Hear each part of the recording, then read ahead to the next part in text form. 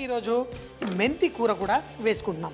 ఈ మెంతి కూరలో ఒక రకమైన చేదు ఉంటుంది కాబట్టి మరి ఈరోజు ఈ మెంతి కూరని మనం ఈ పిండిలో వేసుకొని తయారు చేసుకుందాం. దీంతో పాటు సన్నగా తరిగిన అల్లం చూడండి, ఈ అల్లం ఇందులో వేసాను.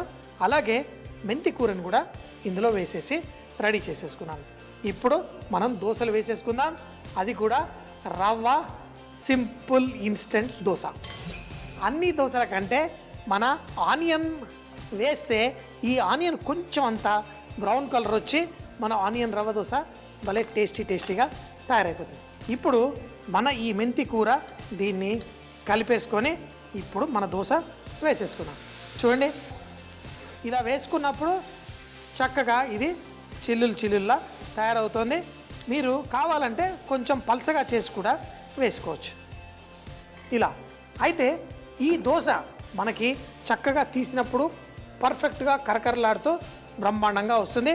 మెంతి కూర అన్నీ ఇందులో ఉండడం వల్ల పర్ఫెక్ట్. సో మరి దీనికి కావలసిన నూనె వేసేసుకుందాం. దీనికి కావలసిన నూనె వేసిన తర్వాత మరి ఇప్పుడు దీనిపైన ఇంకా మీరు వేరే కూరగాయలు వేసుకోవచ్చు. కొన్ని బఠానీలు, క్యారెట్ తురుము, అలాగే బంగాళదుంప. మరి వీటన్నిటికీ టేస్ట్ ఎలా వస్తుంది? చాలా ఈజీ. చూడండి, కొంచెం బంగాళదుంప అన్నీ వేసేసుకొని మన రవ్వ దోశ, మనం బంగాళదుంప కూర చేసి మన రవ్వ దోశలో వేసుకుంటాం కదా, అది ఒక స్టైల్, ఇది మరో స్టైల్. ఇలాగే బంగాళదుంప కూడా వేసేసుకున్నారు. మరి దీంట్లో ఉప్పు అది కావాలంటే లైట్గా కొంచెంగా ఉప్పు జల్లుకోండి. ఇంకా దీంట్లో మనం చీజ్ కూడా ఈ విధంగా గ్రేట్ చేసేసుకుందాం. ఈ చీజు మెల్ట్ అవుతూ మంచి టేస్ట్ వచ్చేస్తుంది. ఇప్పుడు బంగాళదుంప, చీజు, క్యారెట్, మన పచ్చి బఠానీ అన్నీ వేసేసి మన దోశ రెడీ. కానీ ఈ దోశ చక్కటి రంగు రావాలి. ఎందుకంటే రవ్వ దోశ రంగు రావడానికి కొంచెం టైం పడుతుంది. వచ్చిన తర్వాతే అది క్రిస్పీగా తయారవుతుంది. సో కొంచెం అయిన తర్వాత తీసి ట్రై చేద్దాం.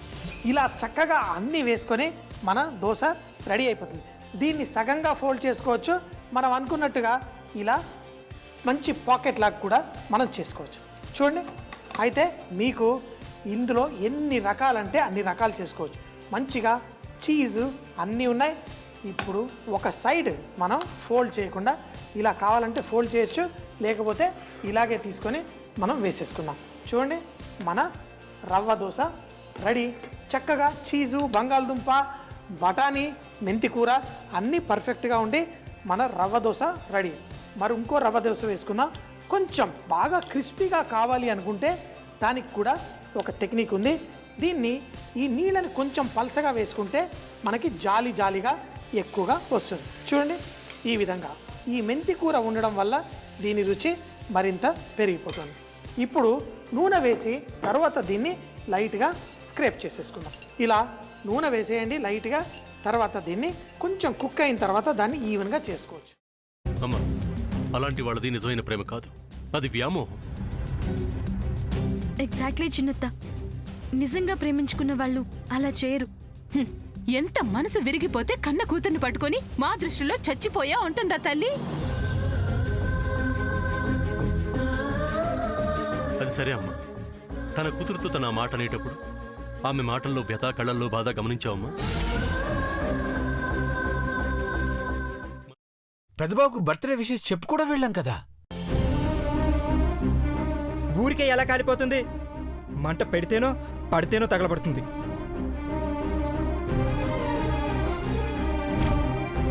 కరెక్ట్ చిన్నబాబు, నీకొచ్చినట్టే నాకు డౌట్ వచ్చింది. పార్వతే షర్టును తగలబెట్టిందనుకుంటా.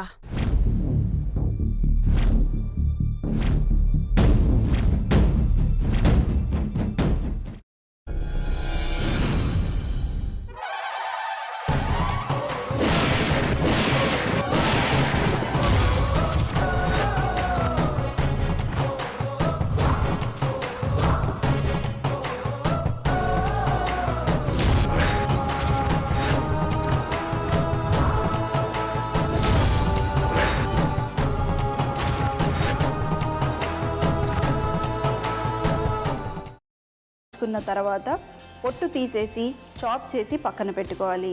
ఒక ప్యాన్లో కొద్దిగా నూనె వేడి చేసి అందులో ఆవాలు, మినప్పప్పు, శనగపప్పు, కరివేపాకు, సన్నగా తరిగి పెట్టుకున్న ఉల్లిపాయలు వేసుకుని 1 నిమిషం పాటు వేయించుకోవాలి. ఆ తర్వాత కాల్చి కట్ చేసి పెట్టుకున్న వంకాయని కూడా అందులో వేసుకుని బాగా మిక్స్ చేసి బౌల్లోకి ట్రాన్స్ఫర్ చేసుకుని అందులో తగినంత చిక్కటి పెరుగు లేదా పల్చటి పెరుగు వేసుకుని మిక్స్ చేసి అన్నంతో కానివ్వండి, చపాతీతో కానివ్వండి సర్వ్ చేసినా చాలా బాగుంటుంది.